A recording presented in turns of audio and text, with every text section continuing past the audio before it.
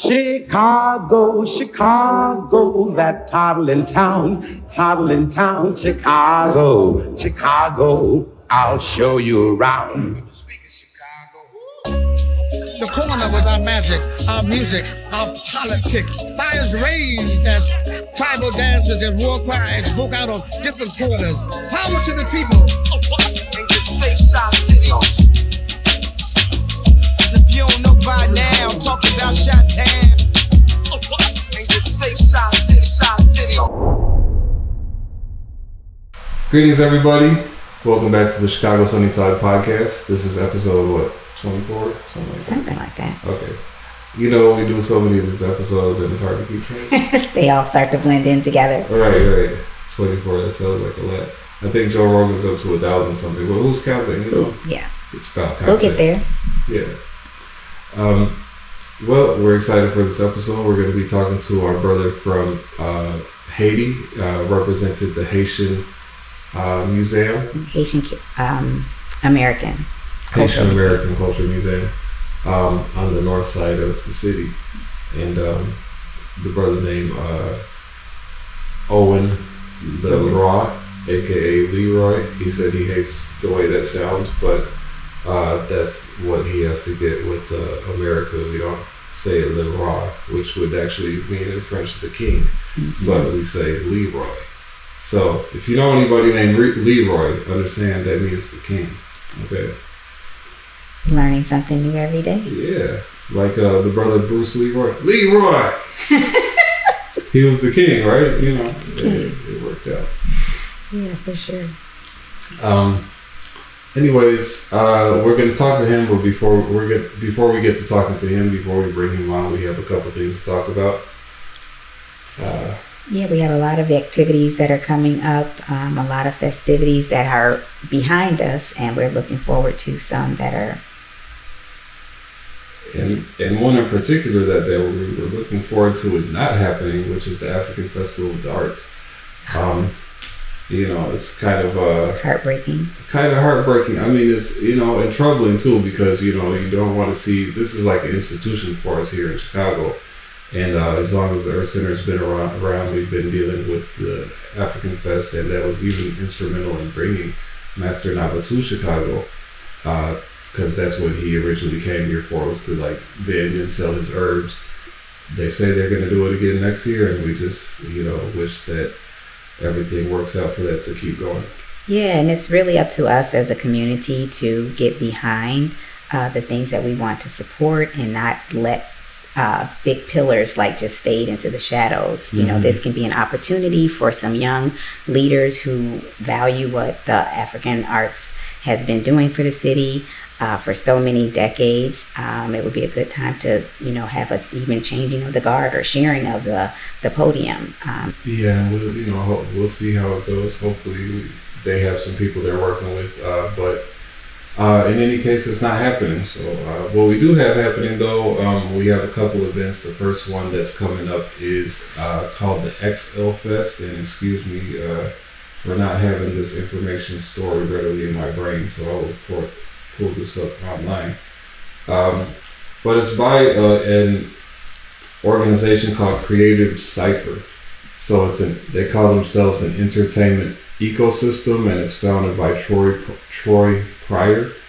We eliminate the need for permission, allowing creatives to control their own narrative and their work. So they focus on 4 areas: production, distribution, media, and events.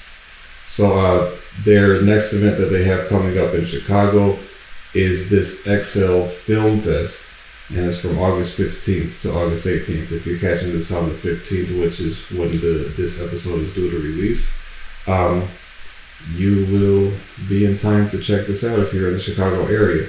But you will go to, if you're interested in learning more, you can Google XL Film Fest Chicago, or type in the URL, and we'll put it in the description: creativecipher.org/XL-fest. Yeah, that sounds really engaging for people to get involved in. We are really inspired to see so many organizations that are trying to bring some solutions to all the problems that we are facing and the challenges in the Chicagoland community. And then we also have another organization who's doing something very inspirational called the Firehouse Block Party for Peace. This is the 17th annual event, and this is going to be held on Saturday, August 24th from 12 until 10. And this is a nonprofit group that started to bring as like a safe haven for young people getting them off the street, and they kind of merged hip hop and community activism. So how can you help people, young people in particular, who still have the energy of, just young people's culture, but they still want to give them an outlet that's going to be safe and also inspiring them to achieve. And so if you all want to support this, it's the 17th annual block party event. It says that our vision is that Lawndale sets the example of a community united in prosperity, safety, and holistic, which means peace. So we're excited to engage in that as well. Yes, we plan to be at least at some of these events, and we hope to see you there. Also, the presidential race is hot and heavy. Oh my gosh. And we don't usually get into politics on this program, but it's something that's really a big deal in the U.S. right now. Yeah, it's almost like you cannot make this stuff up, because it's like the dynamics just keep shifting and changing. We went to Biden's disastrous debate performance to Trump getting shot to then now Kamala Harris being the new Democratic nominee who was not elected by the Democratic voters or Democrat voters. Not elected by the party, but selected by some people. So now she gets to be the Democratic nominee. And here we go. And through a non-democratic process. By the way. Yeah, it's like, put your focus over here while we do this over there, and you'll put all your energy and attention in fighting these, battles that really are not ours, but it's entertaining. So that's where we engage ourselves from time to time. We laugh about it from time to time. But on a serious note, my perspective on politicians is that I'm not looking for representation from a politician. I know technically that's what they're supposed to be, but or that's what they tell us they're supposed to be. Whether or not they're really supposed to be, they end up not being representative of it. I don't look for either of them to represent me. But, at least whatever they represent can be something that's either, I can look at as being, I'm in agreement with it or I'm not, and you look at their statements, you look at their policies, you look at their actions. We've had 4 years of Trump. We've now had almost 4 years of Biden-Harris. And so, you just look at it, both of them have got a chance to talk the talk and walk the walk. So, you can more or less know what to expect either way. Me personally, I'm not looking for someone who I like or agree with or think, is pretty.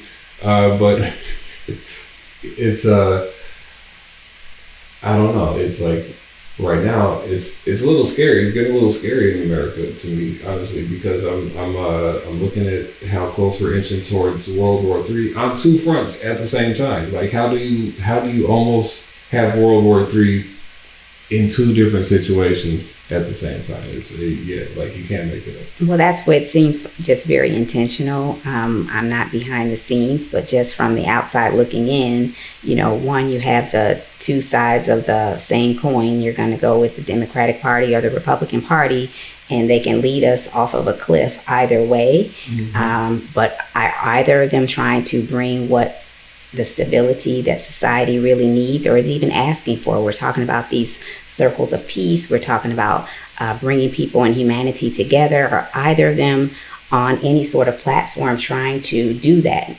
Right. From my perspective, they're both, supporting their constituents, and that's who they are going to. $1 million mega donors. Yeah.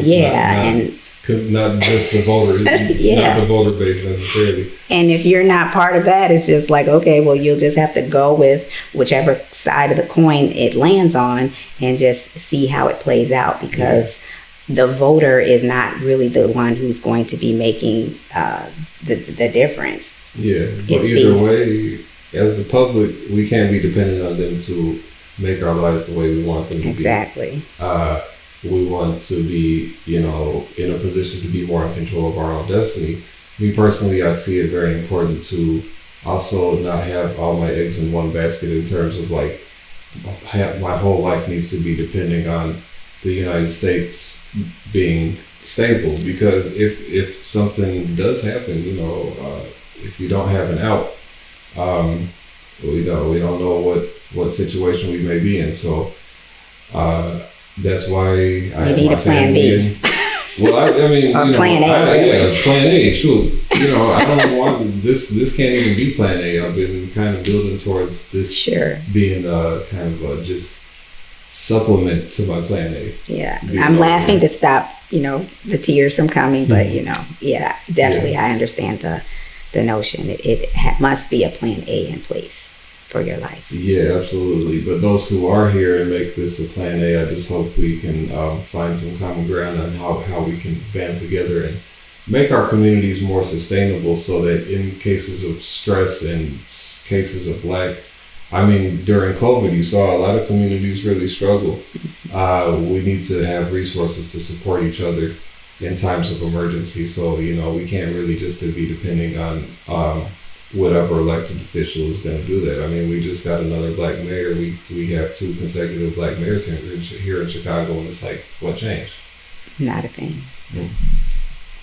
Okay, well, that being said, we're going to bring in our brother LeRoi, brother but also elder, Mr. LeRoi, Owen LeRoi, who is the special events or special activities coordinator of the Haitian American Cultural Museum here in Chicago.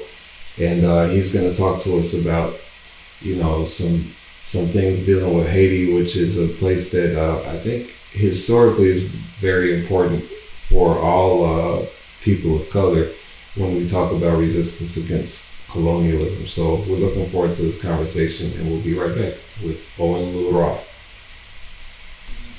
Welcome back. We do have our honored guest, Mr. Owen LeRoi, who is the special coordinator for the Haitian American Museum of Chicago, and we are very delighted to have him. As we stated earlier, we're doing a series on cultural diversity, and we wanted to get a perspective from the Haitian community, and Mr. LeRoi is here with us, and we are again just delighted. So we'd love to hear about you and how you became involved with the Haitian American Museum, and we can get started from there. Yes, thank you very much for your receptions. And my starting basically with the museum didn't take the 10 years or the decade that justify the fact that I'm with there. Basically, my love for art started in Haiti when I was way younger, in the neighborhood of 15, 16 years old. I basically dropped out from college to become a reporter at the largest Haitian newspapers and the largest radio stations in Haiti. And I was so passionate of my job that I wake up and start working from 4 o'clock in the morning until 3, 4, 5 o'clock in the evening. And after that, whenever there is another an activity outside of the radio, a cultural activity, I had to be there. Therefore, my love for arts started way before the 40 years that I spent in the United States And as far as HAMOC is concerned, I almost 13 years ago, I met Mrs. Elsie Hernandez, Elsie Hector Hernandez, who is the president of HAMOC, which is a Haitian American Museum of Chicago. And she started the idea of having a small Haitian museum in Chicago. And I thought it was basically a welcome idea for the simple reason that I have a friend who lived in Miami, and he started one himself, but apparently that didn't go too far. And now we became the second institution in the United States who have a collections of Haitian art ready to show to people. Therefore, my close contact with HAMOC started, let's say, 12 and a half years ago. Wonderful. I have a question, because you mentioned you became a reporter in Haiti. But before we get to that question, the first question I really want to ask is, what is the proper pronunciation of Haiti? Because we hear now Haiti, and I just want to hear from someone who would know best. There is an expression in Haitian sport that say that are you trying to hang me up, which means that take my short and and show me. Now the evolutions of Haiti started when I knew a set of cultural tools. Now, when I came to the US, things have changed. They have changed the language. The Creole that I knew, which was mostly French-based, became a Creole that was basically influenced by the Americans. And from there, they had suggested that the Haitian Creole become closer to the English than the French. Wow. Now they are talking about pronouncing the name just like you are pronouncing it in Indian language, Haiti, or beside the fact that I took some courses on the latest Creole, but I will not be able to tell you this is the way it's supposed to be pronounced, because I saw many intellectuals on YouTube and other programs saying it differently. I see. Therefore, when I'm talking, I probably will mostly say Haiti, based on the way I used to pronounce it when I was in Haiti. The Americans do Haiti. Right. I may try to make myself clear. I pronounce it like you guys. I see. But yes, I am fully aware of the fact that some people will say Haiti, I this, I that, Right. God bless them. Yeah, and I'm sorry, it's just a curiosity. No, but sometimes it's an interesting thing, because we see even in Black culture in the U.S. and different places of the world.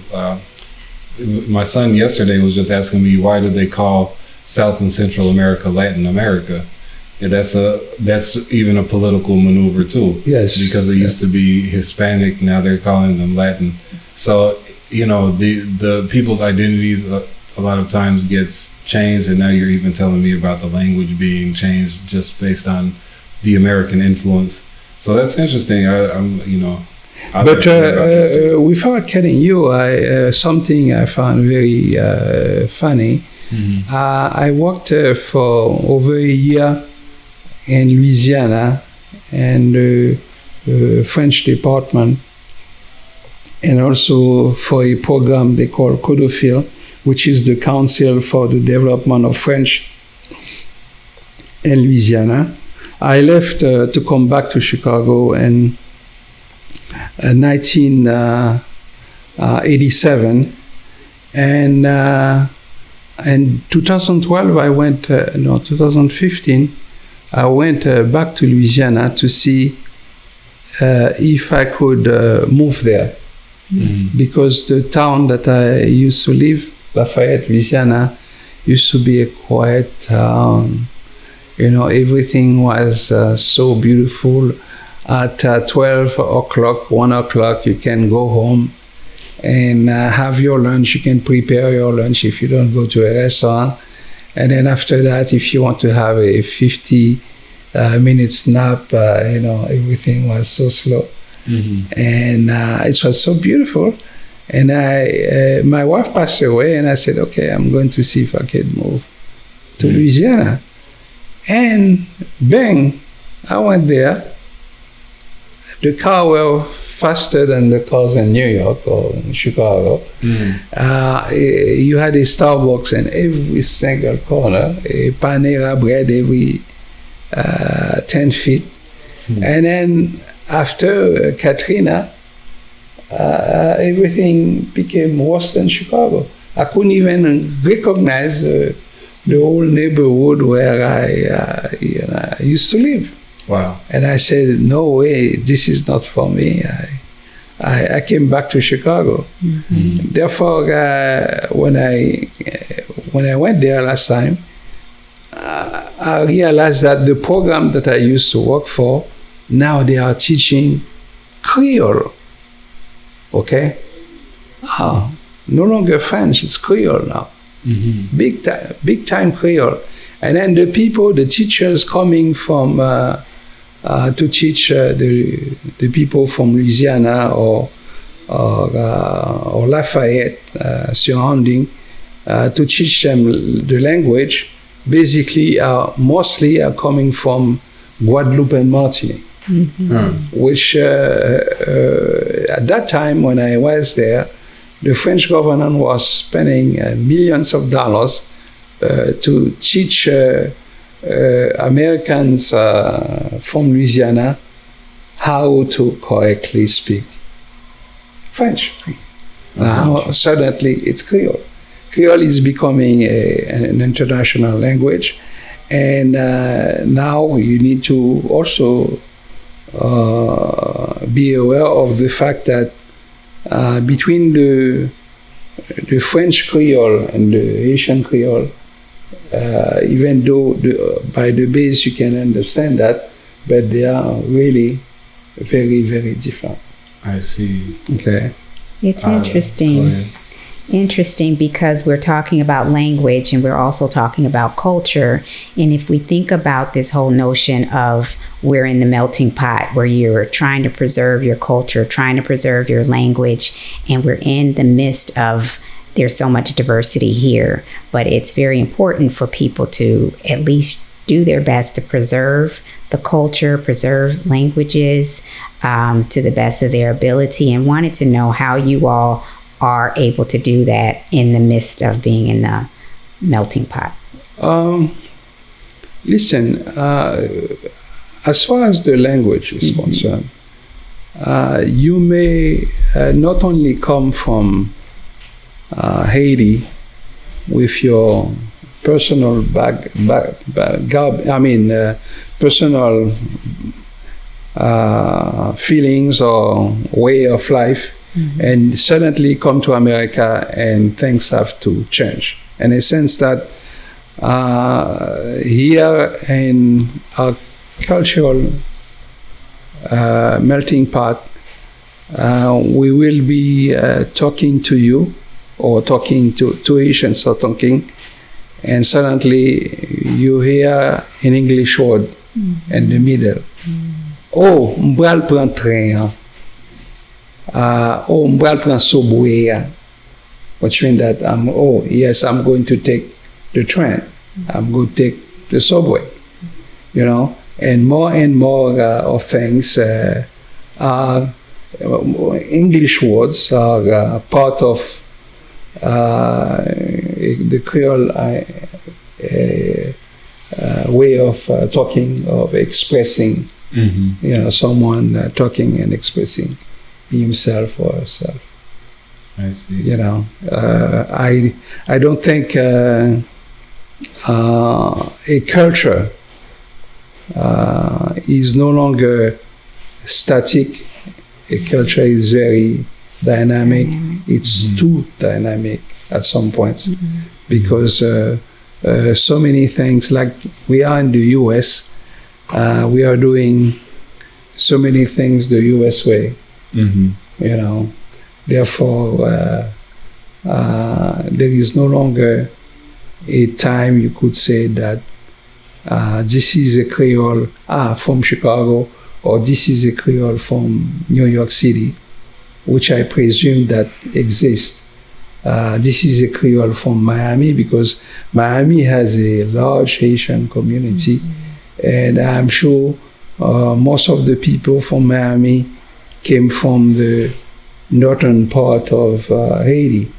Therefore, by coming from northern part of Haiti, they have some pronunciations that us and the mid of Haiti and Port-au-Prince to the south that we don't say or we don't know how to pronounce, you know. But the people from Cape Haitian, Port-au-Prince, stuff like that, they speak with a different dialect. Okay. And in Florida, I'm sure that dialect is mostly, you know, very far into the populations based on the numbers. I was wondering, you said you were a reporter, like you left school as young and you got really deep into reporting. When was that, and what were things in Haiti like at the time, and what were you reporting on, like, you know, social issues and things of that nature, or what were you reporting on? Now looking at my life, let's say the 45, 50 years ago, I am 76 by the way. I had a life based on troublemaking, in a sense that some people used to accuse me, how the hell can you be working for Baby Dog, which is the guy who replaced his father, Papa Dog.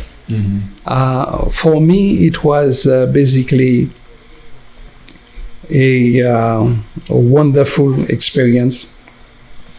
First of all, a French gentleman to whom I gave, after a conference at a French school, he came from Paris to do a conference in Haiti. I gave him my book of poetry, and for him to look at it for me and tell me what he thinks, if those have some value in publishing. And he, before departing back to France, I went to an office where he was visiting, and I said, "Sir, were you able to take a look at my poetry?" And he said, "Mr. LeRoi, I'm really sorry. I didn't have time with all the classes and conferences, but this is what we are going to do.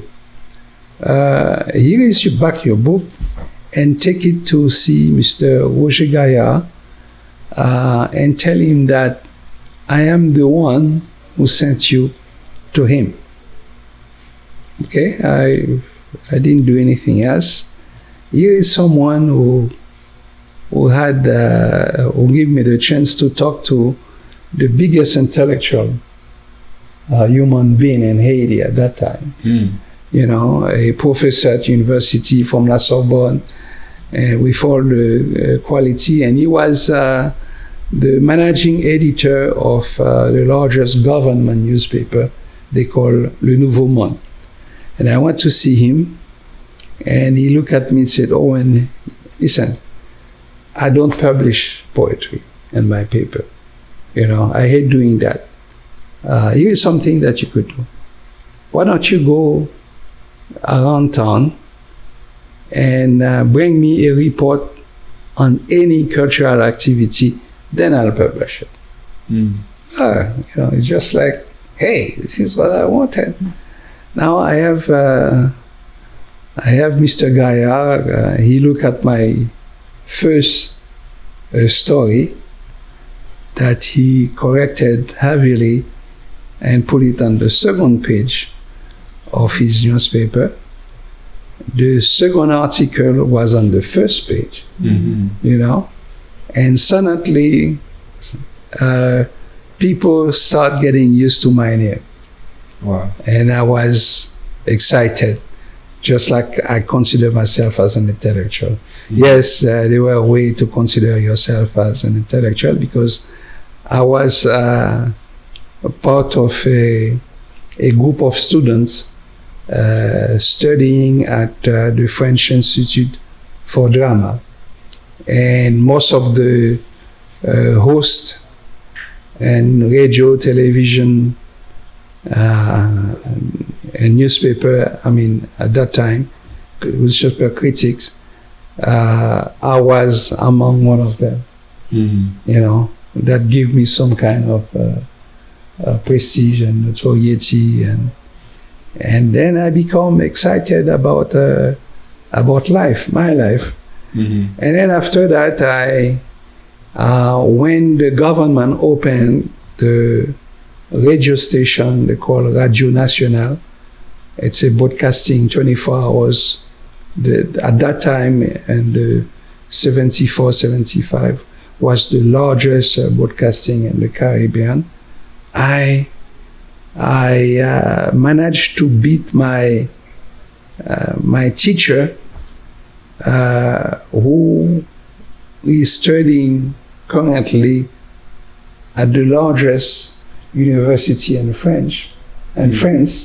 He's studying at La Sorbonne, the largest university in France. And I don't know what happened between him and the boss that hired me then, because I know that when he came out of the boss, I was the next person to visit him. I know that the boss was mad at him for some reason, I don't know, since he wasn't hired.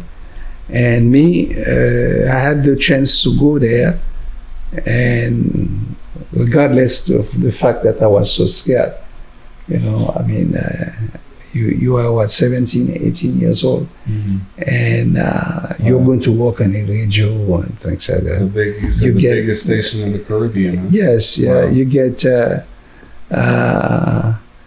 you are not in your skin, but I was hired, and you know, they were telling me what to do. I do everything. Now, there were a big competition.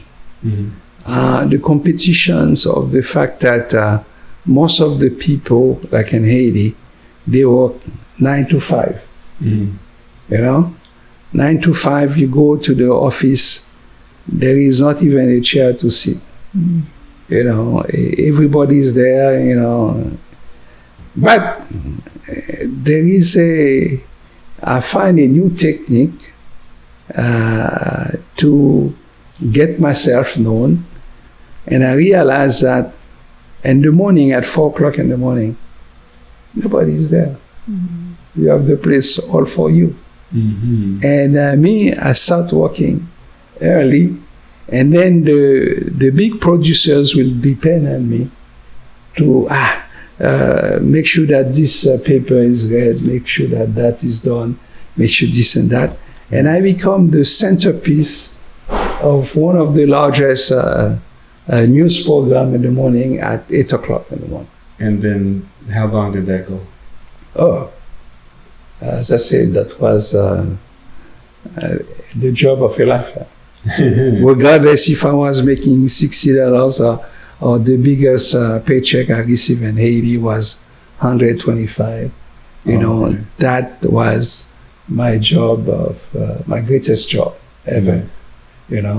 I could talk to big ambassadors, and I had an interview with Amadou Mataombo. Probably you don't know, but Amadou Mataombo, when he came to Haiti for an international conference, he was the Secretary General of UNESCO. Oh, wow. Okay, and I had a chance to do an interview with him. I had a chance to do an interview with the Queen of Voodoo in Paris and her husband. A white, this is the first time I saw a white Voodooism. Wow. A Voodoo priest white. His wife was Haitian, but he wrote several books on Voodoo. I had several times to do an interview with him each time he comes to Haiti. And I became friendly with the gentleman who used to be the spiritual advisor to Papa Doc. Okay. And because of me, for some reason, because of our interview on the radio, the National Panas took notice of the guy, of all the stuff he's predicting and whatever he was saying, and the way he spoke well to scare the hell out of the power. And I played that game, as a matter of fact. I was naive and I had a chance to talk to some major artists passing by, and two things marked the time spent there. One was the passage of the spiritual advisor to Idi Amin Dada. I don't know if that name says something. The famous guy from Uganda. After he left Uganda, the spiritual advisor had no longer a job. And he came to Haiti to seek for a position next to the baby doc, the son. He tried to apply, send all the press release and papers from Paris to Uganda. And the Panas played him in the sense that they said, before you came, I didn't tell him that, but this is why I understood after that. They would like to hear him talking to me on the radio before he comes to see the president for an interview. Okay, and indeed the Secretary General of the palace came to me and said, we want you to meet this guy, do this and that and that. And indeed, I went to his hotel and I did an interview. As a matter of fact, at the time that I went to his hotel, the hotel was the property of Catherine Denham. You know Catherine Denham, the famous dancer, the biggest American dancer in the world, who completely changed the way the Americans today, from Michael Jordan to James Ward, dance. Everything was made because of Catherine Denham, who studied at the University of Chicago. And then after that, she went to, as an anthropologist, to Haiti to study around the Caribbean. And then from there, she developed a technique that people are using right now, the Catherine Dunham technique of dancing. This is part of, from Haiti to your history, to your culture. As a matter of fact, if you have a chance, by cutting me from that, if you could include a picture of Catherine Dunham, for celebration, because she's so well known. There is a museum of Catherine Dunham in St. Louis, Missouri, and Illinois, and she has done a lot for both your culture and my culture. Dancing and the movies and doing all the stuff, going around the world, making performances in front of the king and queens of England and stuff. She's famous for that. And we wanted to get into some more about, of course, your activities with the Haitian American Museum and your activities in Chicago. But I wanted to come back to something with regards to Haiti, like your work in Haiti, because my experience in Africa, our experience in Africa, we get to know that a lot of what the Western media propaganda puts out about these, what they call the dictators and things like that, it's not as cut and dry as, these are just bad people, everybody hated them and they were just tyrants that ruled with the iron fist. Maybe it's people who really appreciated them too at the same time. And then sometimes you see these people leave office or, even be killed by, foreign governments. And then the country completely is in shambles after that. So I wanted to get your take on some of the more notable leaders in Haiti's history, like Papa Doc. How do you say it? Duvalier, Papa Doc, Baby Doc, and even Aristide is the other one that we hear about. Sure. You will put me in a predicament that I will have maybe not, that I will have difficulty of telling you the truth. And what is the truth? The truth is like experience is different things. If you go to West Africa, you had an experience. That doesn't mean that I will go to West Africa and have the same experience. For sure. It doesn't work like that. Therefore, when I came here maybe 3 years ago, I was talking to a cousin of mine in New York, and he was telling me where my family came from. And how many of members of that family were killed under the Duvalier because of their positions, because of the fact that as young people, 15, 16, 17, 18, and more than that, they became member. Communism was new, Marxism was new, and they were reading the books, and the Duvalier regime, every time they need more money, they will go and tell Mr. Kennedy or his administration, these people are communists, this is why we kill them. These are Marxists, this is what they kill. And I learned all that. I learned that I was 65, 60, But when I was living there, I know some of my friends were on the left side of the story. But I was too naive to believe, to understand that I had enemies. But I had enemies. I didn't know. Sure. Okay? Therefore, my friends were communists, Marxists, and doing some meetings that they will never invite me because I was working for Radio Nationale, and even some of them were also working for Radio Nationale, But they wouldn't mention that to me because they didn't know where I stand. Okay?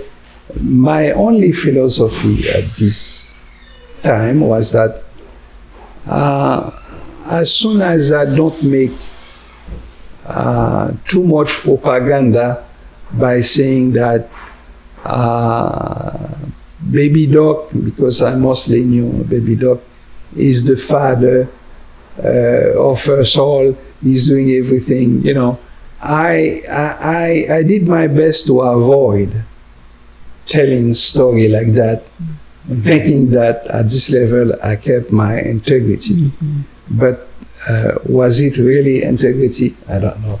People can judge me instead of me judging myself. I don't have the courage of doing that. Now, but I had enemies. The spiritual advisor of Duvalier, or father, who after losing his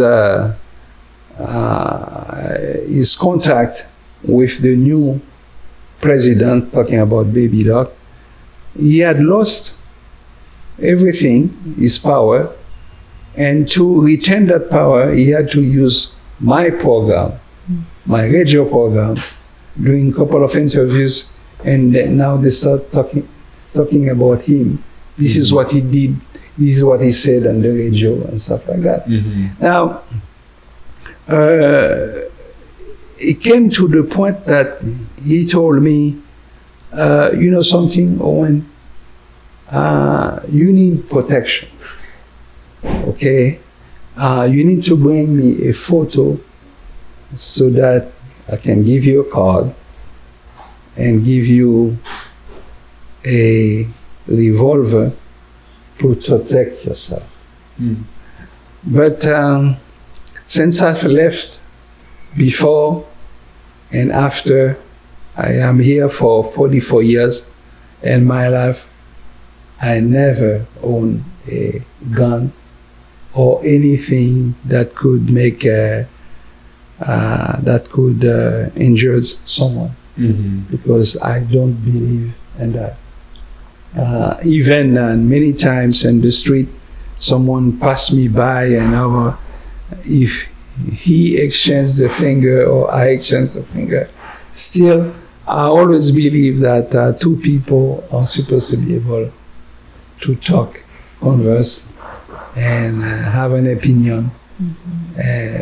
We don't have to use a gun to solve a problem, because a gun never solves any problem. That's my position. You mentioned a couple of things and cultural related and things that are even controversial, talking about a spiritual advisor, talking about the concept of voodoo. Before, that was something that was even considered taboo. That's something no one would even mention so much as to promote, if you will, because of the fear factor. And nowadays we see that something that people are getting over, that anxiety or that fear, and now it's even encouraged and wanted to get a take, because it's such an integral part of the culture of Haiti. How has that aspect of the culture been incorporated in the even American society? First of all, that aspect of life, of culture, or expressiveness is part of the American culture, especially with the study and the fact that Catherine Denham, that famous American dancer, as anthropologist, went to Haiti and go around the mountains and stuff like that to study what's the dance of Haiti, the dance expressions of Voodoo. And she did that for Haiti, Jamaica, and many Caribbean islands, Cuba, etc., etc. And she made movies out of that. Okay, now, for me, okay, the bad part is, and there is a bad part, I get into voodoo by accident, in the sense that one day, two of my colleagues, we were sitting, talking, eating something, whatever, and then it came to us the idea, why don't we do a voodoo program by starting playing Haitian voodoo music. And we did one program, we did the second one, and all over the country, this is what people were asking for. They wanted to listen to our music. And then for music, I didn't call for it. People came to me. The lady from Paris, who has a UNFO, which is a voodoo church, she came to my my station, the station, and asked to be interviewed, which I did the interview with her, with her husband, and then after that I had many other people, Ungan, which is the priest of Voodoo, who definitely wanted to be on the radio. It was very popular to be on the radio. For me, it didn't mean too much, but for them, that I was on the radio, blah, blah. But, which means that I had the opportunity from doing interview with them, doing interview with the gentleman from Angola, and doing the interview with Idi Amin Dada, who told me in that interview he could not believe it. He went to the sacred place of Voodoo in Haiti, and the way they were organized, it was exactly the same way we were doing that in Africa. Oh. Okay? The same way, nothing missing. Exactly the same way that people are doing that in Africa. Therefore, he cried, you know. Today I'm talking to you, if you go to see Google and you check Amadou Ataombo, he's 102 years old. He's still alive in Africa and Senegal, doing well. And that's the guy who told me that. And after telling me that, this is when I get involved with looking for things about Voodoo. But I came from a family where everybody was praising the Lord or the God of America, because they are all Protestant, all Baptist, all Adventist, and for them there were nothing else on the world except Jesus Christ and company. Therefore, around my circle, there is absolutely no way I could talk about Voodoo. When I came to Chicago, the place was young, and people were not expressing anything. I found a place to talk about Voodoo because that was my job, basically. Everybody took after me. They just, you cannot do that. You are the devil, the this, the that. Okay. I quit that. I had a book that I wrote about Voodoo. The book disappeared because I don't know where I trashed it.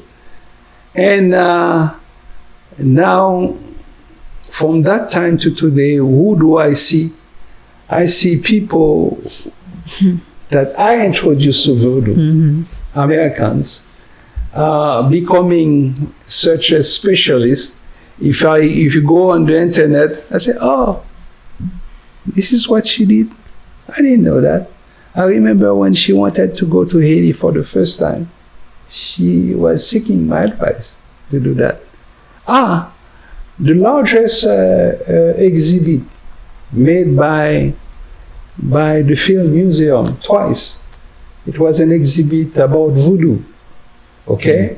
And the lady who created that exhibit, she was with me for the first time on WBEZ and a midday show, talking about the Voodoo, talking about my poetry, talking about that.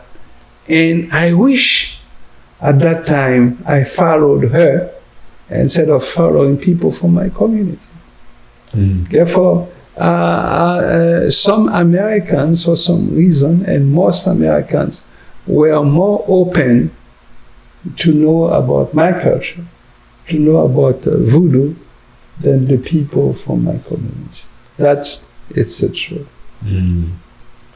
Yeah, we just were talking to the last guest we talked to was from Ghana, and we were talking about how sometimes people who are from a place, it's easy to take for granted what you have, what you grew up with, and what's always been there, as opposed to, someone coming from a place where you lack it, you don't have it, and then you can value it more because you say, oh, that's cool, they do this, they do that, we've never seen it before. Sure, and I'll confess, and I'll tell you the truth, is that my mother, and I was from 2 years old until I left her place. In the morning, when she wakes up, the first thing she will do, she will prepare coffee, and she take a cup and put 3 dots of coffee on the floor. This is for the LeRois. This is for the gods. Okay. Today, sometimes I go to Starbucks because the coffee similar to her coffee is the one that you get at Starbucks. And if they give me a cup that is full of too full, I'll go to the garbage can and I said, I'm doing that in the memory of my mother.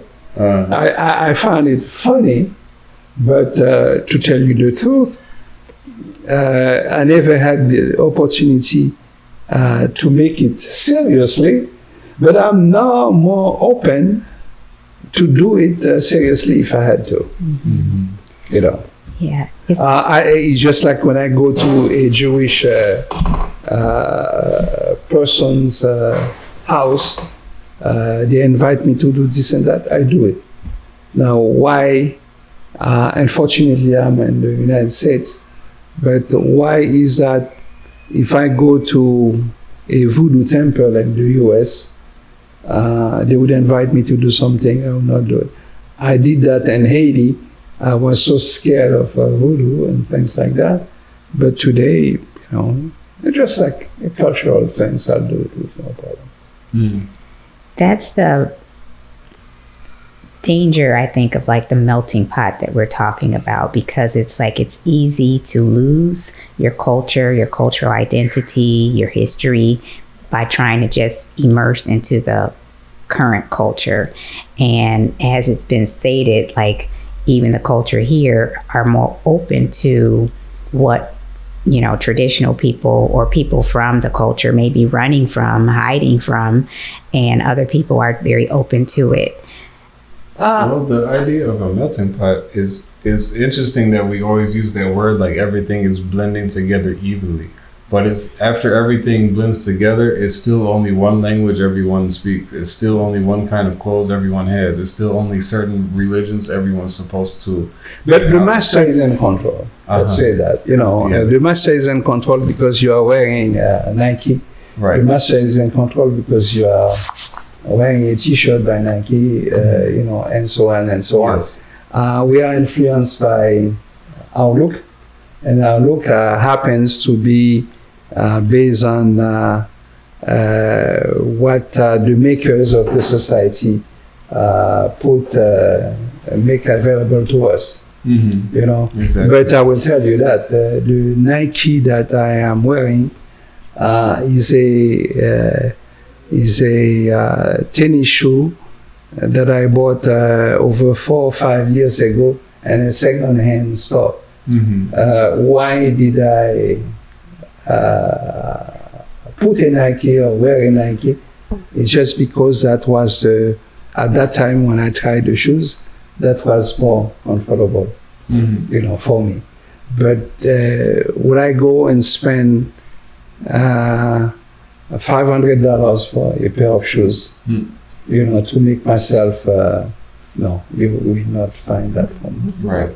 Yeah, which means that I like your society because you are the influencer, but I manage that society for myself, not for my kids because I have none, not for my wife because I don't have a wife. The only thing that I call the shot on, it's on me.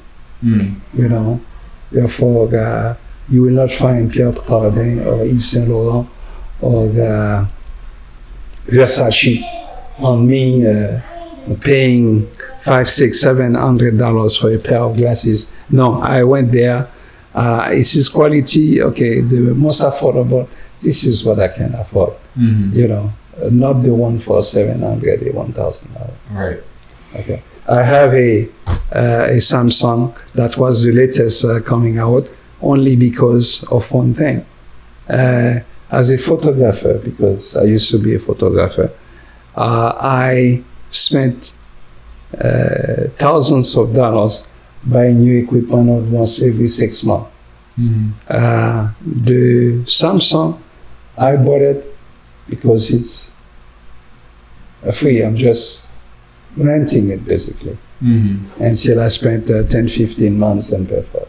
No, I am not controlled by society in any other way. Okay, that's me.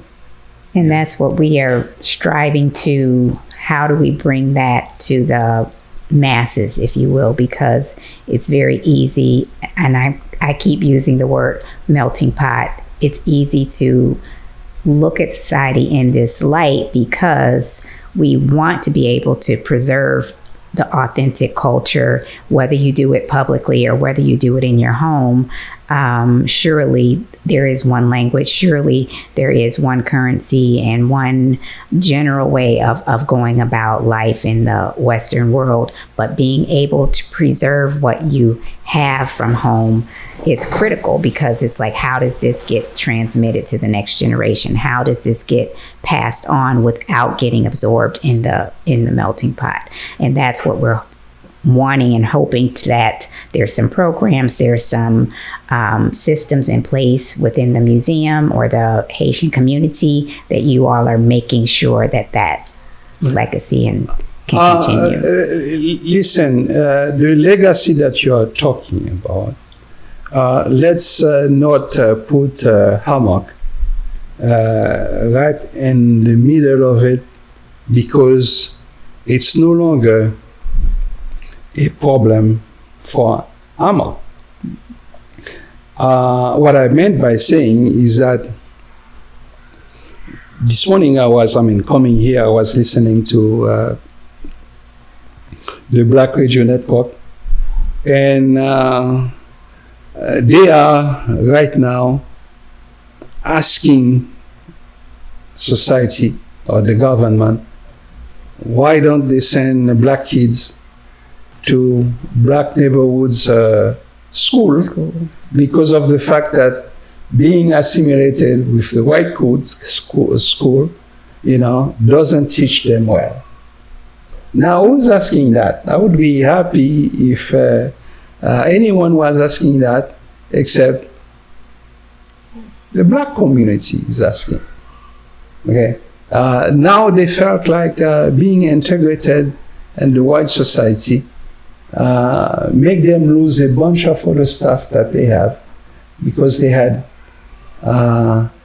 the assimilated. Yes, they were on charge of something. A perfect example.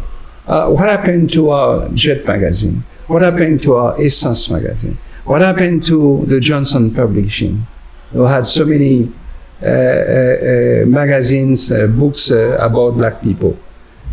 Since now, all that force, economic force, is integrated to the white system. The white are doing the management and getting most of the money. We get some as well, but our masters is Jeff Bezos from his what you call a garage, from his father's garage. He amassed a fortune of $150 billion, which means right now, me as a printer, I used to print books. The last book I print, probably the customer paid me $5,000 or $6,000. But today, if that customer knew, and if he has a book to publish, he will go and send it to Jack Bezos, and they'll publish it for him free of charge. Okay? And he will make 40% out of the customer's deal. Me, no longer I'm into business. I had to Can't close. compete. Okay, which means that yes, the what you call being part of everything helps in some level, but in some other levels, it kills us. Now it did kill us, and was it in Oklahoma and the black, what you call the black Wall Street? Wall Street. Yes, because the other part of our system didn't want black people to have anything. Therefore, the burnout. But now you have 10,000 black billionaires, and things like that. You still wonder what's happening to our kids and the so-called neighborhood. Which means that I don't think we have done a good job. And that cultural identity has been lost. Indeed, the cultural identities. And my kids will kill your kids because of a Nike, because of an iPhone, because if you're going to kill me, you'll kill me for the Samsung. But Samsung doesn't have the same value than an iPhone. You go in West Africa and the African communities, what do people talk to you about? Oh, send me an iPhone. Mm-hmm. Send me a Nike. Right. They are wearing T-shirts by Nike with the Nike logo, because for them this is a status symbol. Right. Okay.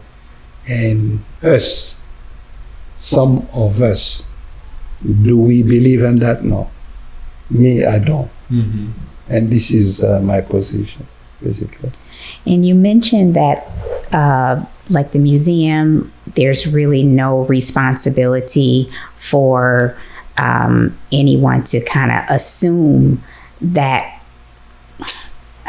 responsibility to say, like, we have to be the ones to... No, but don't badly quote me. I mean, you don't want, when my boss listened to that interview, call me in the office and asked me to sign my pink slip and throw me out. No, this is not what I said. What I said is that definitely many museums are making effort to teach new generation about the whole things. This is why you have a museum. Sure. If you go to the film museum, you will find in some places they spent millions of dollars to acquire Lisa. That is it, Lisa, the skeleton, the design of Lucy? Yes, yeah. You know, and they have a lot of articraft from 10, 5, 15, 20,000 years ago. They are there to teach the new generation and us as well how things used to be, how things are there. Now, HAMOC is doing that, but HAMOC, by being a new center, a new museum, of only a decade of existence, doesn't have all the tools, to teach us, because all of us, we are part of the community. Some of us will, last Sunday, a gentleman came all the way from New York, and he's traveling back to New York, and he says, I had to come and see your museum because we don't have anything like that in New York. Okay? You have people who are interested in getting it. Okay? Unfortunately, I say that, we are living in a 35,000 plus Haitians in Chicago. The number of Haitians who will come to our museum is minimal compared to maybe the number of Americans who are interested in things that are happening to Haiti. Interesting. We have a problem. Okay, we have a cultural problem, and as you know, some and most Haitians will definitely feel better driving a BMW, a Tesla and higher than driving a car. When I said, what I mean by the car is that if I had the money, I will probably be like a Buffett, driving my old Toyota, Corolla, and driving the limousine that Mr. Jeff Bezos and so on are doing. That's a position of a cultural position. Therefore, in the center of the entire that, you have the museum, but do you have with the museum 10,000 Haitians coming to the museum or run around the museum, becoming a member of the museum, realizing that by donating money to the museum, they want to keep their Haitians culture alive. No, we don't have that. That interest yet, and this is our problem. And we all want to come here, and we like to see, just like you, assimilated and that's even part of our format. Is what we're trying to do is to bring awareness to the cultures that are here, that are rich and have a lot of history that they can share, a lot of knowledge that they can share, and we're not expecting like one entity to be able to do it alone because it's just the work is too big. Right. But if every entity can play a part, play a role, and we bring a collective voice, and we have at least an umbrella where it's like, well, we don't do this, but we know who does. We know another resource that can give us value on the Haitian experience. We have another resource that can give an expression on the Ghanaian experience. And we bring that together and be able to support each other and build each other, because one entity that's absolutely not and me as a matter of fact, on a personal level, I welcome your interview for the simple reason that the same excitement I had to come to see you would have been the same excitement I had when it was time to go to WBEZ. You know, big shot. I did a podcast with a major museum in Arizona, and for 2.5 hours or whatever it is. But the excitement I had to do them is the same excitement I had to do that, because I believe that the goal is no longer preaching to the mass. No. Maybe before I used to think that way. But today I believe that whatever small message that I can give to someone or pass through from that radio program, you know, if it's 1 or 2 people, hallelujah, you know, hallelujah to God. I preach to someone. But the time that I was expected to, excuse my French, a Haitian preacher just built a mega church for $60 million in Florida. Wow. Okay, to preach the gospel. You know, do you think if I had $60 million, I would, you know, please? Hell no. Right. Okay. I wish that people who are listening to me will learn and think that if this gentleman, based on his experience, if you give him $60 million, his goal is to do other things with the $60 million than building a church for the praise of the Lord. You know, if I can get one person, I would be happy. Well, let me ask you about the museum, the Haitian American Museum of Chicago, where you are the special project coordinator. What kind of special projects do you guys do, and what do you have going or coming up? As far as a special project, by the way, this is a special project. Okay? Okay. Therefore, Yes. they would send me, because I do have an experience about Haiti that most of the colleagues of mine don't have. But most of my other colleagues have experiences that I don't have. Therefore, there is always a special project, a special, you know. Now, last Sunday, a gentleman came to visit the museum from New York, and he had 10,000 questions, okay, because he's so eager to know about Haiti. And guess what?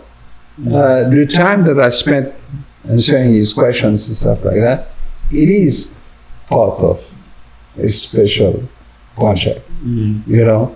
And on the other hand, you have all your idea. Your boss will call you for an exhibit or for some cultural activity, you know. Usually you don't see when the special, you know, project comes. I see. Therefore,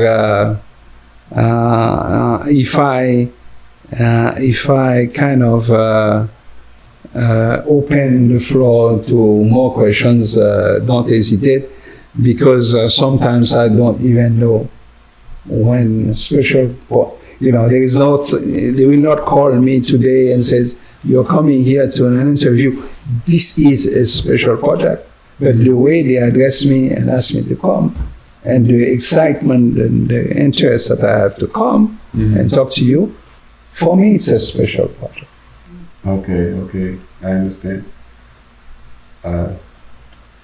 Well, since it's a special project and you said you're open to questions. No kidding. Sometimes you're open to And this is really outside of the scope of the museum per se, but it's very relevant as in regards to the Haitian experience. And we see like there's conflict arising right now with the Kenyan youth having an uprising, and they're protesting against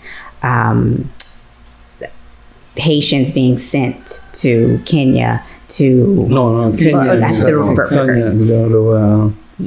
Yeah, but Yeah, interestingly, Kenya is having its own uprising and trying to throw the president out. And then Kenya is somehow being called to send police to Haiti. You're trying to, you see what you're trying to do? You're trying to get me in trouble with the politics of it. Save the museum out of that. The museum is not involved with politics. The only thing I'm going to say to you is that, yes, what do you think about that? Kenya is having its own problems. And Kenya is going to Haiti to solve Haiti's problem. Right. You know, the Haitians, they are all Haitians. Okay, and it's just like here, each of us have their own gang, and my gang is against your gangs, and now they are at a level that they don't kill the rich guys, they kill the people. Now, what do you think I will think about that? How the hell can someone who cannot basically eat, but is dressed Nike, is dressed Fila, it has a Uzi or a mitraillette of $15,000, $20,000, $30,000, shooting in the air, shooting people, kidnapping people, and everything. Where did they get that money from? Right. Okay, where did they get? Now, when you send me 2,000 Kenyans, and I have to pay them, let's say $50 or $60 million per month, who's making the money? And where's the money coming from? Okay, tell me because as far as I know, Haiti doesn't even have like a government technically right now. Haiti now has a government, but the government is controlled part of the Port-au-Prince and some part of the outside of Port-au-Prince, the other cities. The suburbs, maybe.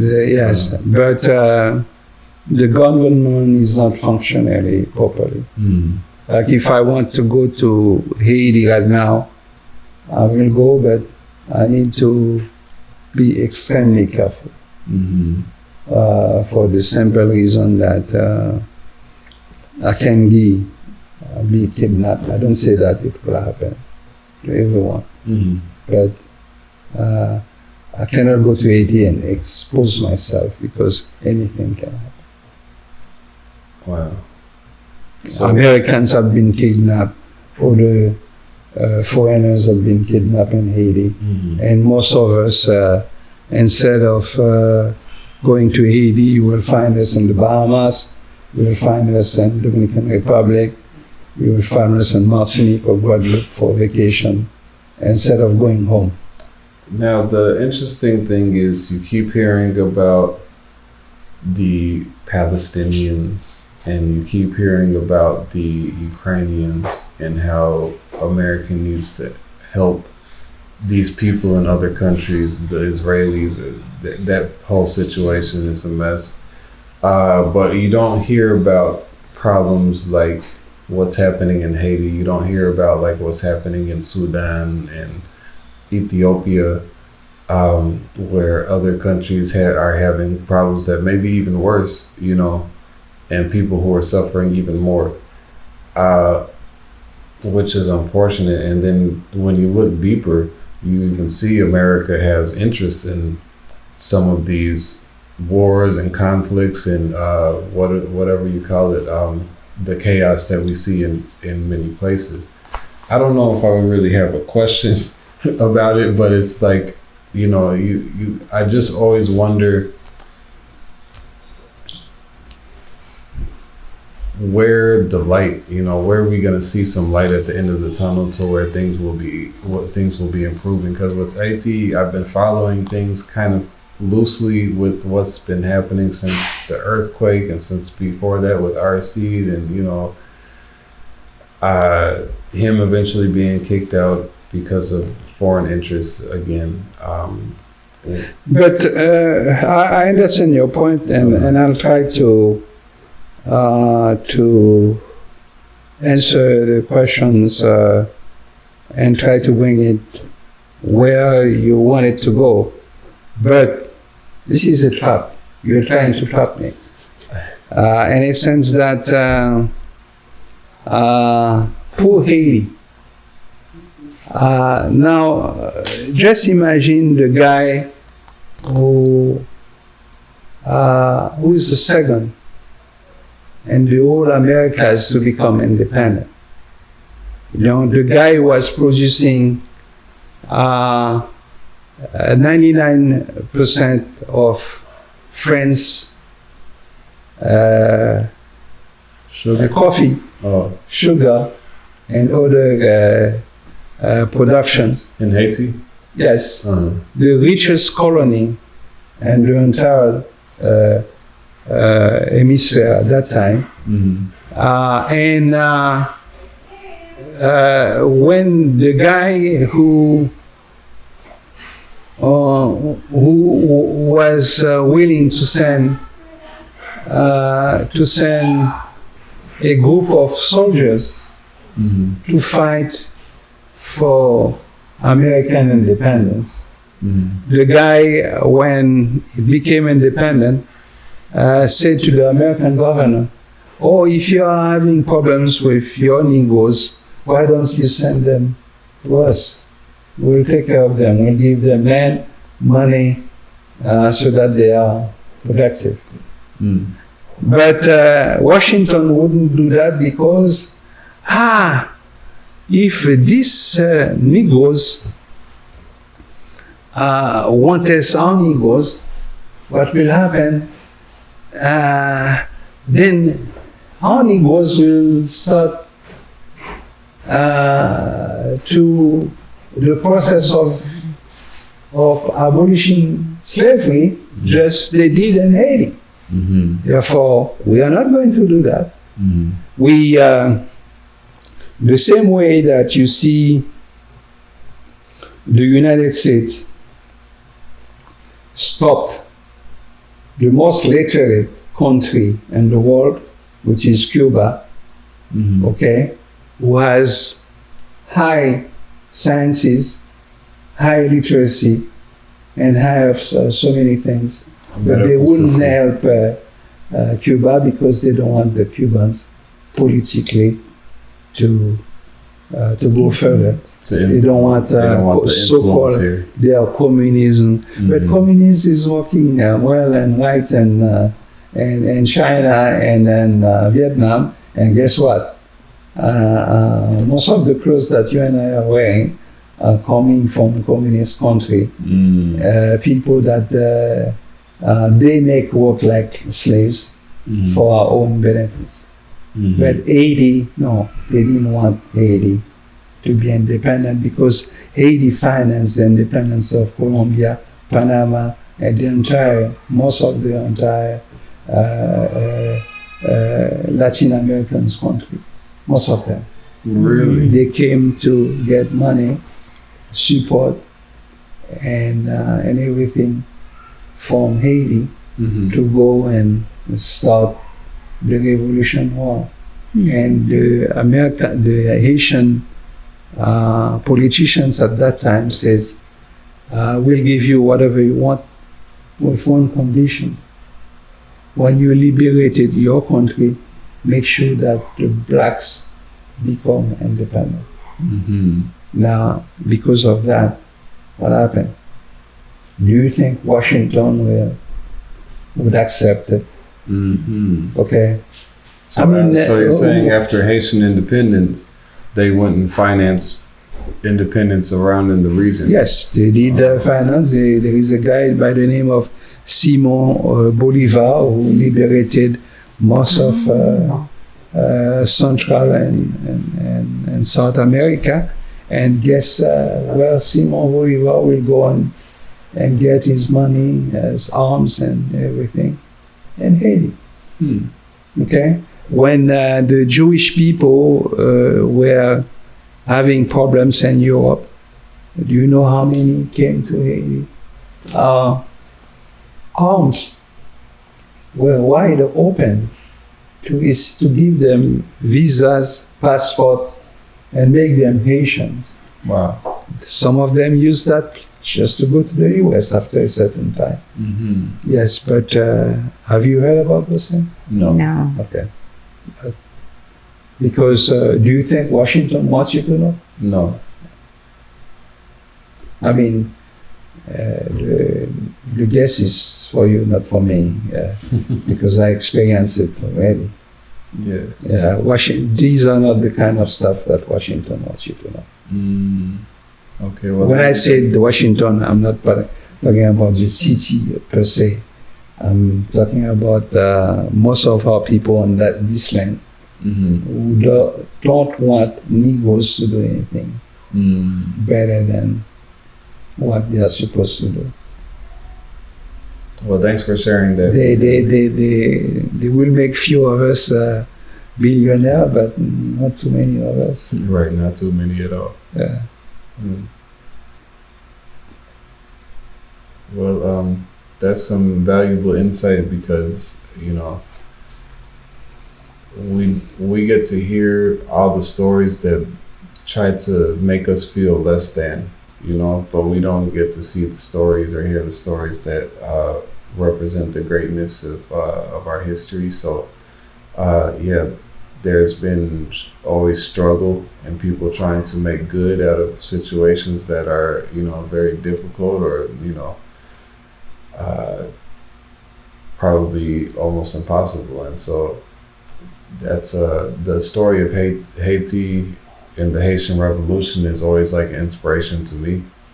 That it's something where you even can have these group of people and come together and escape slavery and even fight the French to get them out and take over the country for yourself. So that's always been inspiration. But then even to hear that they didn't stop there, they even spread that revolution. But when the Haitians started the revolution, it wasn't a story about Haitians only. Now, because of their revolutions, they forced Napoleon, the gentleman who was emperor of France, right, to sell for a couple of millions of dollars the Louisiana territory, right, that was from Louisiana's, from New Orleans all the way to the state of Illinois and around. Therefore, who take advantage of all that? America. Okay. Now, would you think that America would be the first one to say to that slave, okay, thank you very much for all that, we are going to pay you back? No. Absolutely not. No. No. America is, I mean, far from saying going too far, because you don't want me to go too far. It's just like we don't have a we have this we're week. Talking about, we already know we're talking about America in 1800. We know what kind of America we're talking about. So and America is up to today. Do you think it happened just like that? They said Camila can be no, it didn't happen. They make it happen. Yes. They have no choice. But America, after all, is still the same. Still America. That 18 or whatever you want to call it. Well, no, America wasn't the first country to open the arms and said, Haiti, with all the things that you have done for us. There is a monument in Savannah, Georgia, about the Haitian who participated in the American revolutions. Who built that? It wasn't Americans. It was Haitian money. Okay? And Dusable, Jean-Baptiste Pont du Sable created the largest city near the river of Chicago. Who gave a statue to Jean-Baptiste Pont du Sable?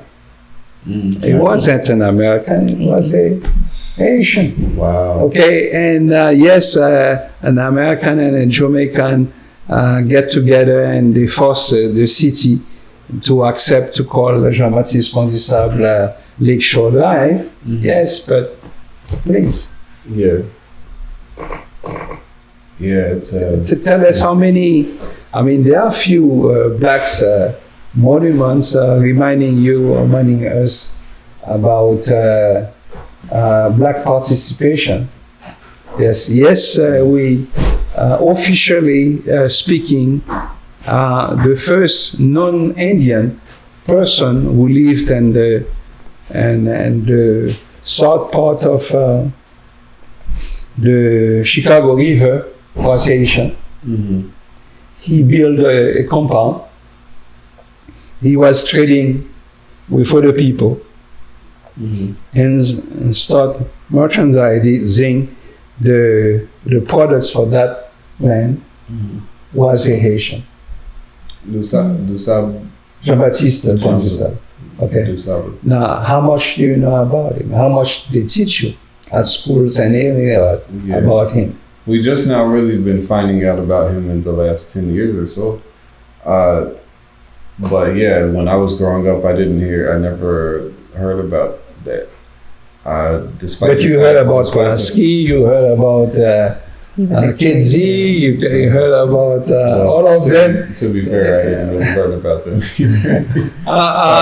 You heard about all that, and you even heard about Christopher Columbus. Definitely heard about Columbus. Okay, yeah. But that border killed so many of our father and mothers and stuff like that. Yes. But and even until now, the guns in the south side and the west side of Chicago and the guns in Haiti, we know where they're being made, we know where they're coming from, and yet it's not being made in our community. So we can't really say U.S. is so much better, America is so much better than before. This morning on Voice of Black America, a radio station on FM that I listen to, that has plenty of good information.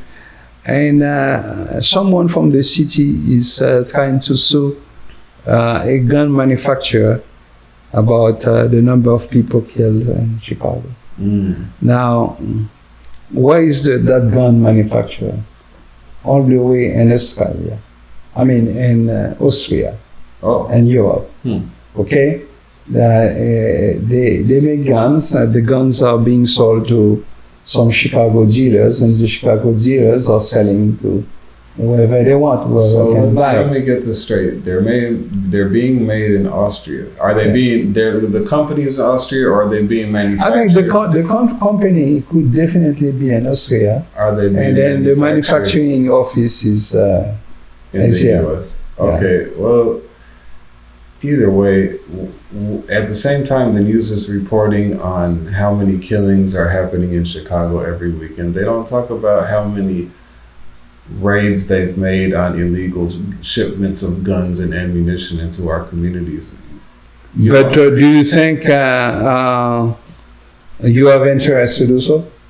That's what I'm saying. If they were catching people bringing guns and ammunition in, they will be reporting about it.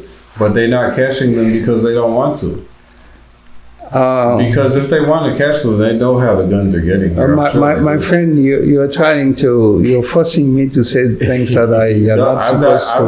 I'm not telling you. Because you are suggesting that I should look this way, and since I don't see well, take my glasses so that I don't see whatever is happening here. You know, and another way to tell you is that if there is a big shipment of arms coming to Chicago, you think that just like that, you will find out, no. Right. But too much money involved. Of course. But yeah, that's really my point. It's happening and plain sight. The government has to know what's happening and how it's happening, because if they didn't, they would be trying to find out, and then we would know that, it's under investigation, but nobody even talks about it.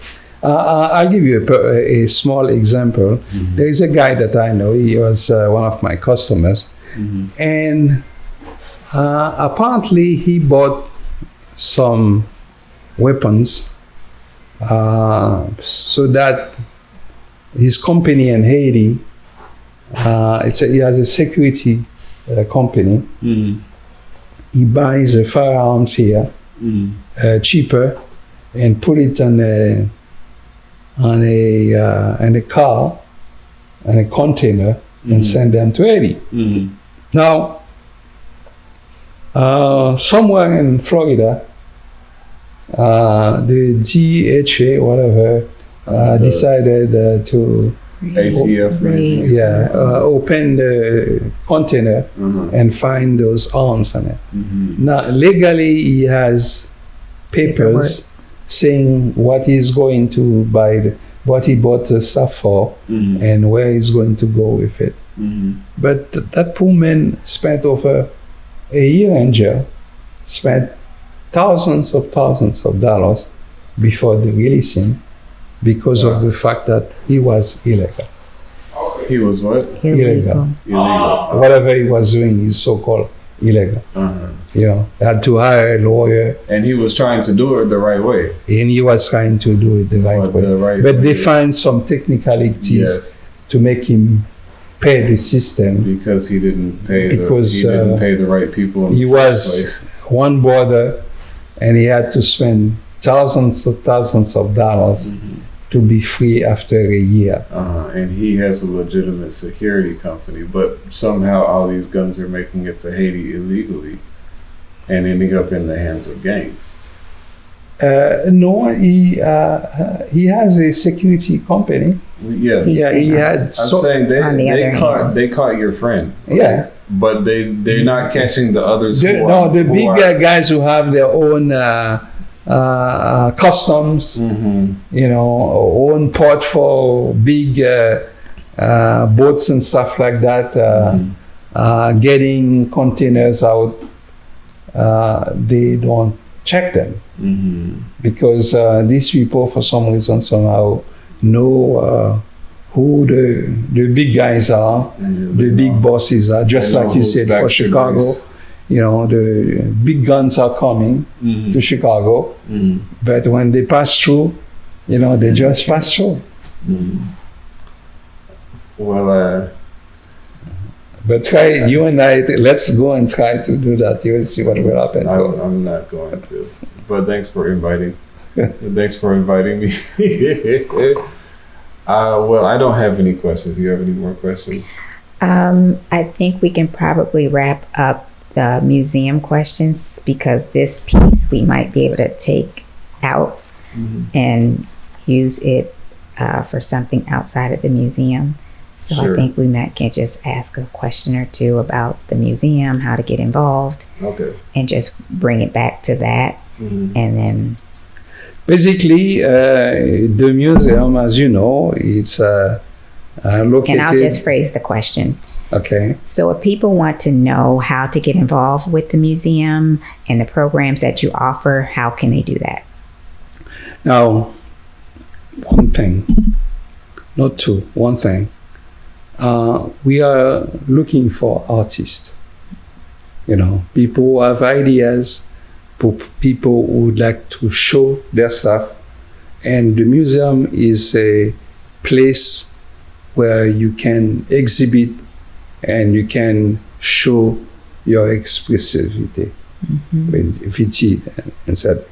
and therefore, if you are listening to me, have some paintings, some sculptures, and some art that you want to show to the rest of the public, you can always contact us. Nice. Okay. Now, if you want to make a donation, you know, we are always welcome for that because your support is what keeping us alive. Or two, if you if you are a teacher who have a class, if it's at university level or at the high school level, elementary level, we invite you to bring your kids on an immersion of Haitian culture. For that, we do a conference, we do a tour, we listen to some live music, and we answer all your questions so that someone who came to the museum with the curiosity of knowing about Haiti, we welcome them, and we welcome them in Haiti, our virtual Haiti. Beautiful. Okay. You have me, since you are the one who invited me today. You have Mr. Carlos Boussard, the general manager, and you have the president, founder, Mrs. Elsie Hector Hernandez. We are all ready to help, to answer, and to participate in anything that the museum can do. Because our job, or our existence, or our raison d'être is the fact that we are a museum, we are here to help people to open their minds. And we have people coming all the way from Boston, Massachusetts, and said, I need to know about the museum. They are Haitians, they are not Haitian, but they want to know. You have people coming from Florida. Florida has a museum. They never put their foot inside of that, but they come to Chicago. Oh, we saw you and whatever on Facebook, and we saw you and what we need to visit because of the fact that, hey, they heard about us, but they didn't hear about their own museum in Florida. Therefore, that gives you sometimes, when you hear things like that, a great satisfaction that you are doing a so-called, a so special project because you help one person. Now, what kind of things can people expect to see and learn when they come to the Haitian American Museum of Chicago? Okay. Haiti is the first black country in Western Hemisphere, created by some black slaves, by mulattoes, and also by white people, some white people. Now, we have a section that's talked about the creations of Haiti, the number of flags Haiti went through to get the flags that they have today. Some of the people who are the founders of Haiti, the number of presidents who governed Haiti from 1804 to today, the participations of the American, the gentleman for America who was the ambassador of Haiti at the World Trade. At the World Fair? Trade. World Trade Center? No, not the World Trade Center, but the whole exhibit that we did in 1870. I'm sorry, I don't know the date very well. Okay. You know, and we have that, and too many people don't know the informations, but this is what we have. The second part of the museum is our personal collection. We had a collections of paintings, sculptures donated by Mrs. Nicole Smith, the lady who had the first, she was the first maybe black person to own a gallery downtown Chicago for more than 2 decades.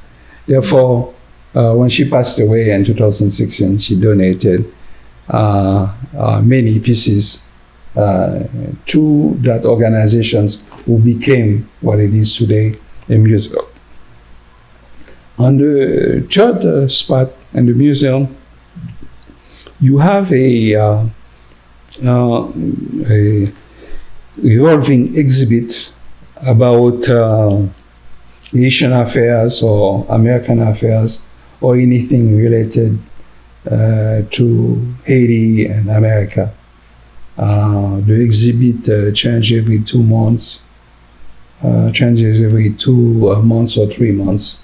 They have a bunch of artists waiting to be exhibited. Okay. And at the same token too, we have a virtual exhibit that you can see online. Okay. About American artists interested or influenced by Haitian culture. Okay. And we exhibit that. And the last part of the museum is a tribute that we have, a permanent tribute basically, about Nicole Smith and Francine Murat, the two ladies who collaborated to do the gallery, the Haitian gallery in Chicago. And we kept their memory, with that exhibit. And they have some very pretty and expensive pieces that we collect, thanks to these two ladies.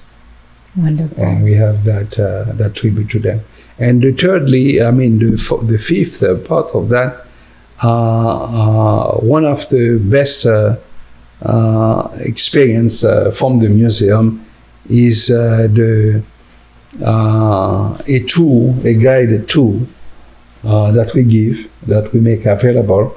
Not only we come and bring a group of students, like I said earlier, to visit the museum, but we provide them with food, a culinary experience, with music, because we will have a live troubadour performing, and our own versions of things. Most of those tours are made by Mr. Carlos Boussard, and he does it very well. Okay. And after that, once a week, we have on 47th Street, not too far from here, at Club 47, we do have a Haitian music soirée that we call Compas Soirée. And a lot of people will come and enjoy their time through Haitian music, conversations and stuff like that.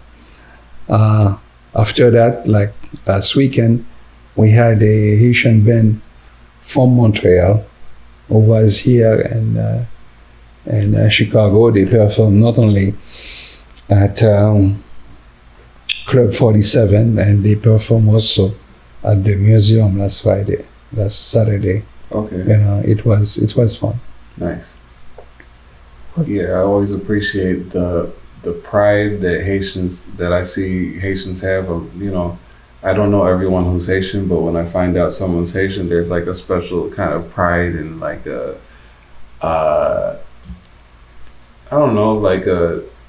like a fire. Yeah, I don't know if fire is the right word, but kind of like just, I see that a lot of passion, I guess I could say, from the Haitian community. That from my experience, it's not like yeah, but I don't know. That is between you and I.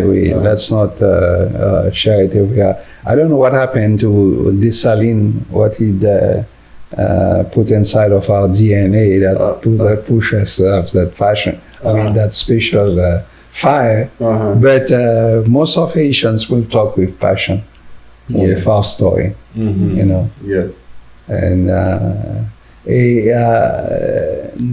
not one story it's ever complete. There are versions of it. Right. And as I said at the beginning, our culture is not static, it's dynamic.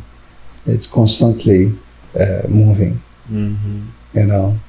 And apparently, I'm not so sure, apparently one of the best dressed group of people who are going in the Olympics of 2024 happens to be one African country in Haiti.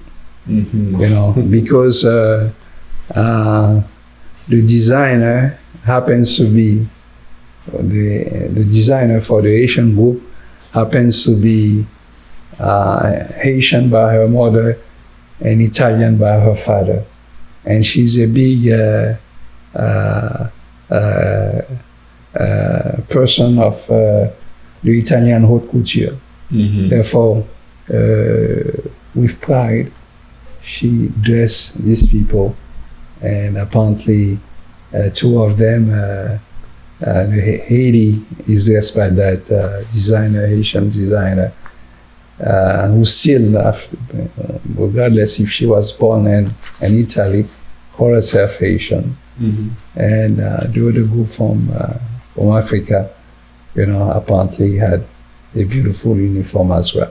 I can't wait on on Sunday to see what's going on. Nice. You know, and that's maybe one of the excitement you're talking about of being Haitian. Yes. Yes. And I hope that after the Olympics, the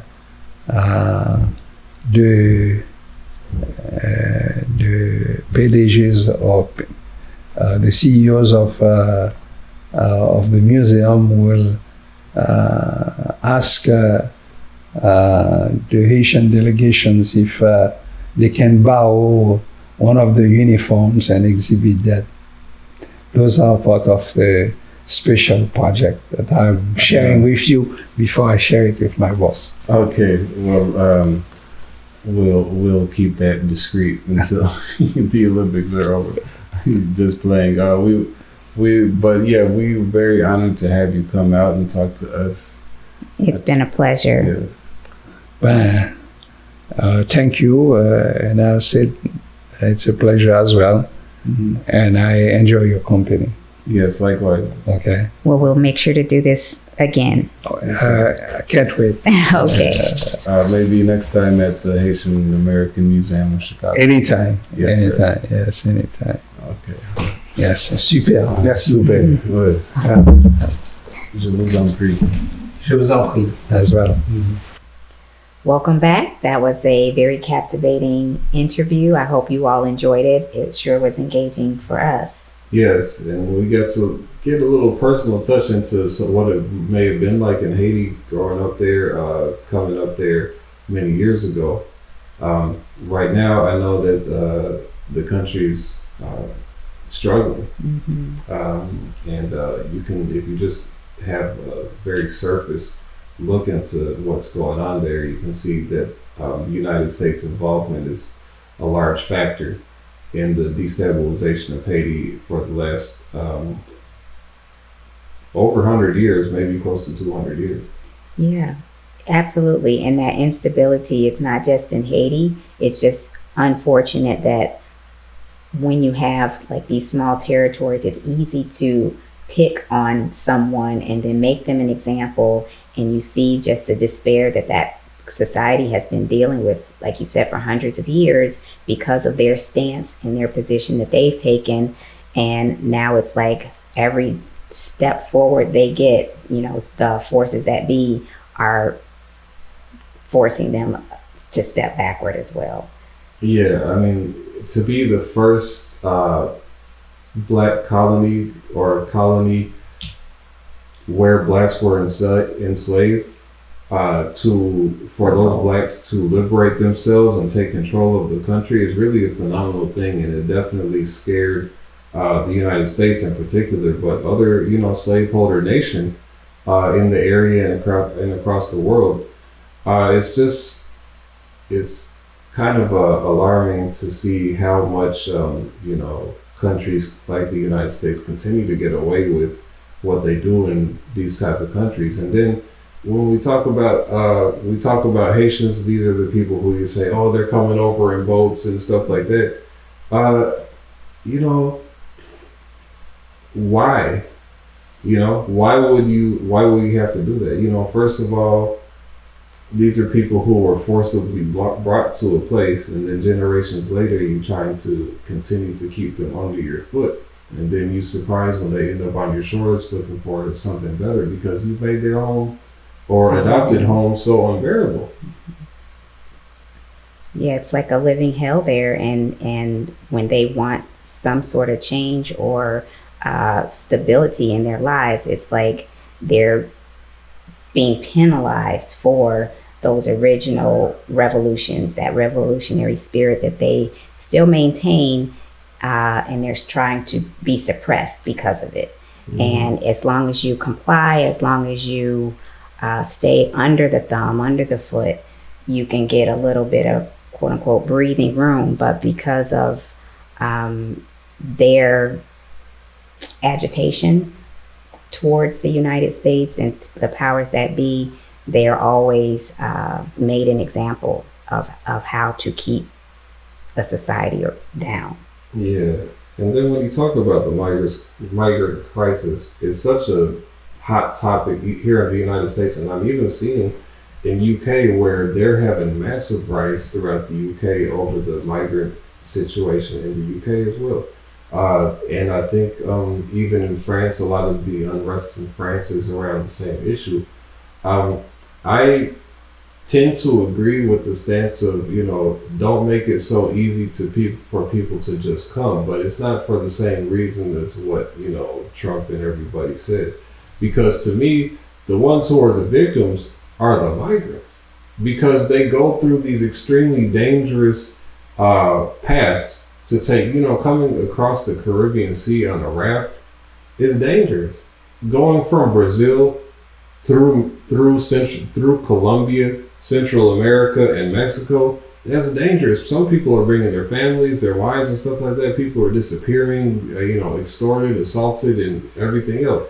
And then they get here and they can't even work. They're facing discrimination, they're facing attacks, they're facing hate, and then they can't work because they're undocumented. Mm-hmm. And if they can work, if they can find a job, it's something that's very low paying. So it's, you know, they're not here finding what it is that they came for in the first place. But the original reason why they had to leave is the part that nobody likes to talk about. It's countries like the United States who destabilize countries around the world and then blame people for wanting to escape the mess that they created. Look at countries like Syria. How many Syrian refugees are throughout the United States and Europe because of what Barack Obama's administration did? How many people are going across the Sahara Desert and fleeing, you know, trying to run from Africa because of and going through Libya, which Libya was totally destroyed by Obama's regime too. And then they, because they took out Muammar Gaddafi, and then they put all these weapons in the hands of ISIS and Al-Qaeda terrorists who are still terrorizing the whole West Africa. And now you're wondering why people are running.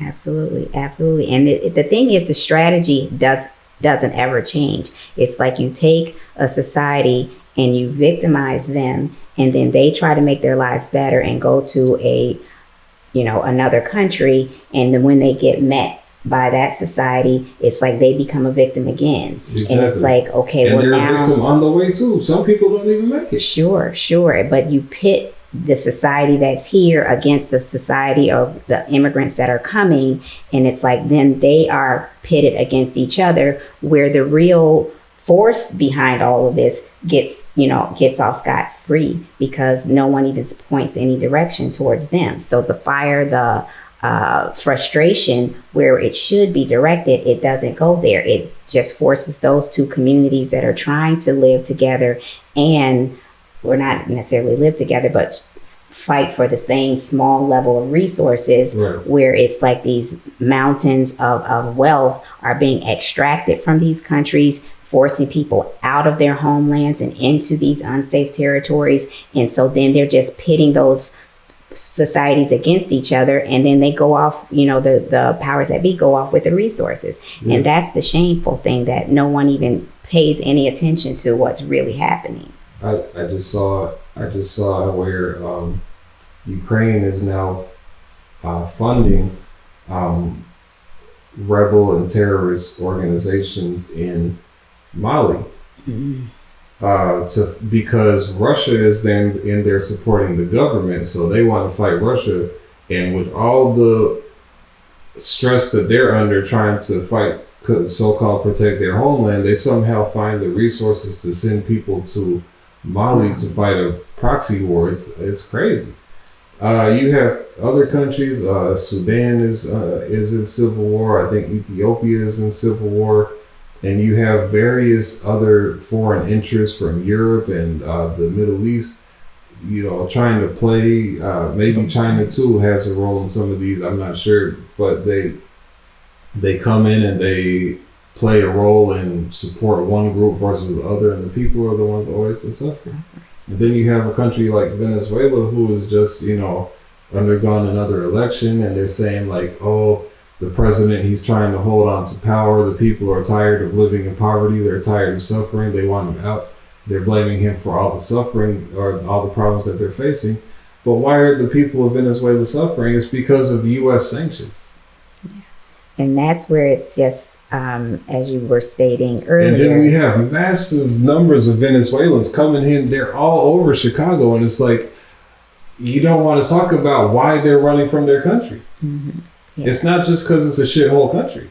Absolutely. You can bomb a country and make it a shithole. And that's what's happening. It's like all of these hot areas are being set ablaze by these powers that be. It's almost like intentional. Right. Like everywhere where you go around the world, you see these situations where people are just trying to survive, but at the same time, the government is instigating all of these other situations between groups of people.